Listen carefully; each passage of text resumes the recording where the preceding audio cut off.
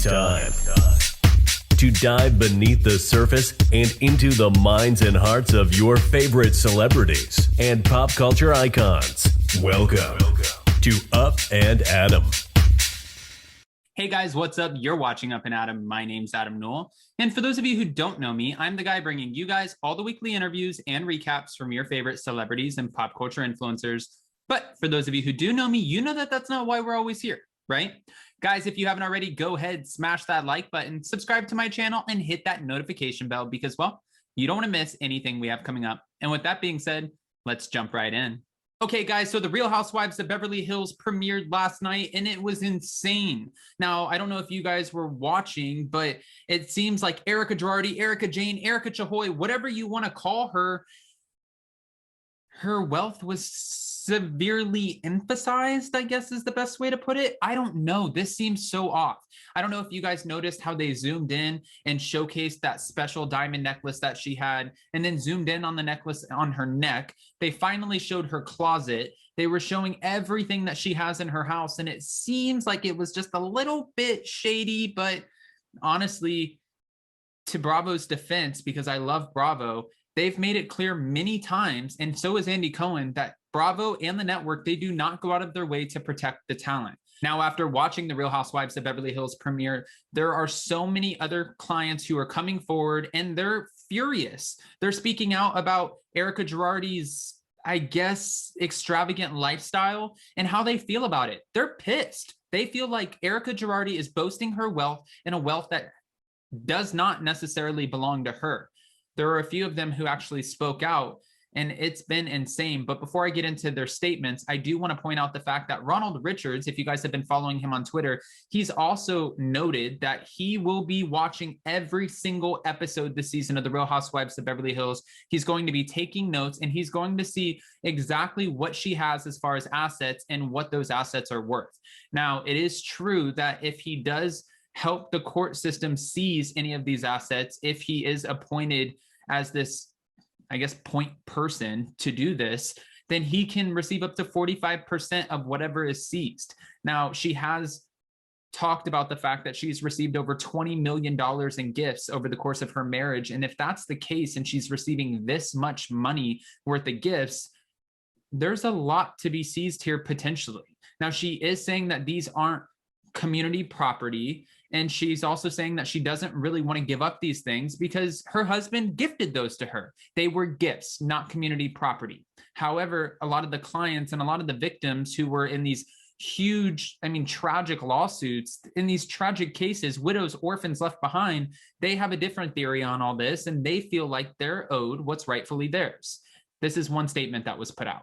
On May 18th, the Los Angeles Times reported that at least $3 million of the plane crash victims went into Tom Girardi's pocket when it wasn't supposed to. One of the victims, named Septinia, said, "This is rightfully ours, not the Girardis." Her husband died in the crash, leaving not only her behind, but their two children, who are 3 and 5. And she made it clear that this money can't bring back her husband, but she was looking forward to this, and she is exhausted, but she was looking forward to this, maybe supplementing their education or using this money to at least allow for them to have a better life. Because at the end of the day, $500,000 is still significant. While some people might say, oh, that's not a lot of money, well, that could definitely pay for college. It could definitely allow them to maybe move up into a nicer situation. We don't know their finances, but it's still $500,000 that belongs to them, and rightfully so. They want their money. Now, they did say that it seemed to them, to the victims, that Mr. Girardi was robbing their money and using it to pay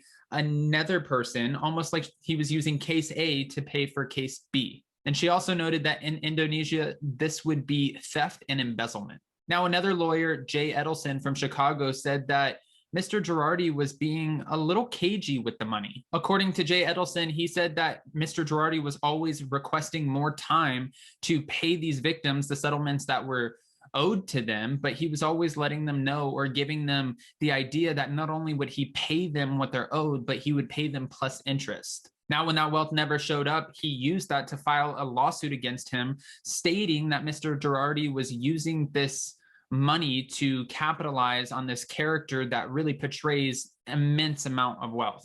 Now, Judge Thomas Durkin did I mean, he even asked, why wouldn't the money be paid to the plaintiffs upon receiving it, upon settlement? Why would they not receive their money? This is what he asked of Mr. Girardi and of the people who are involved in these court cases. And to be honest with you, that's the tens of millions of dollars.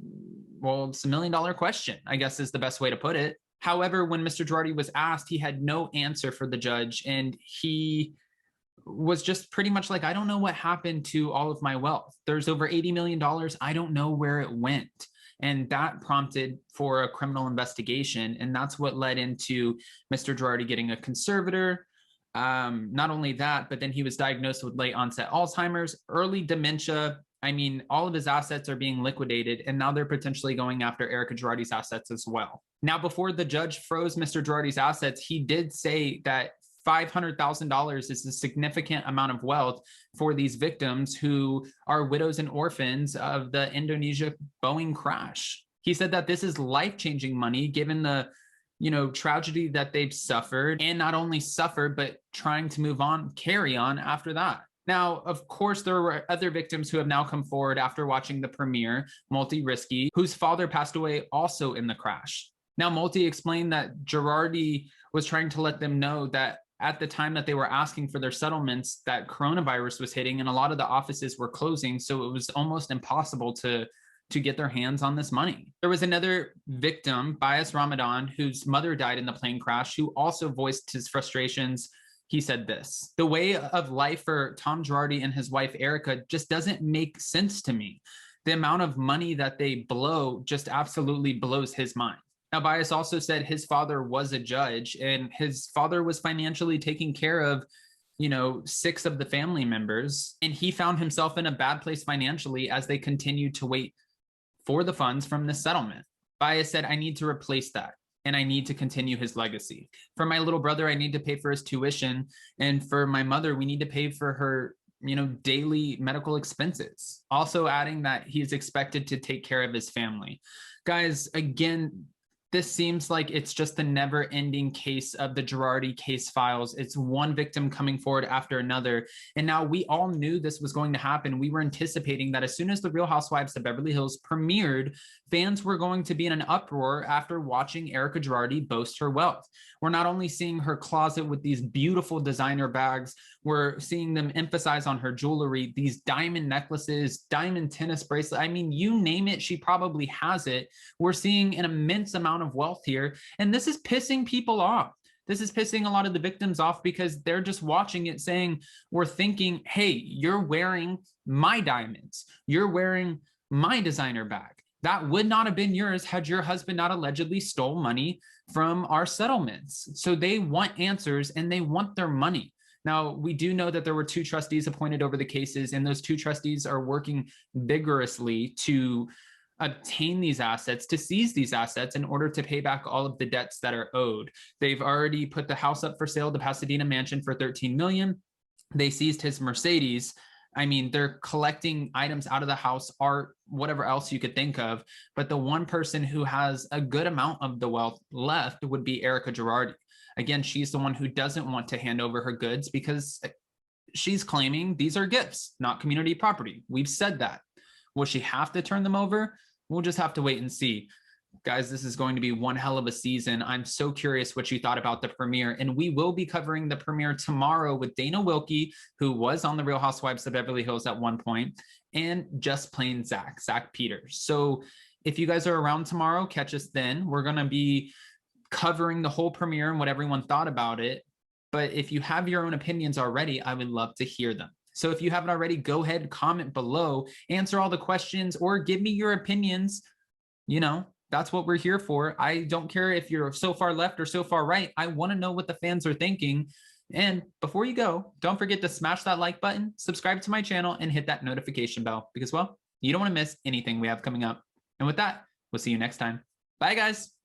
Check us out every Monday and Wednesday. Thanks for watching Up and Adam.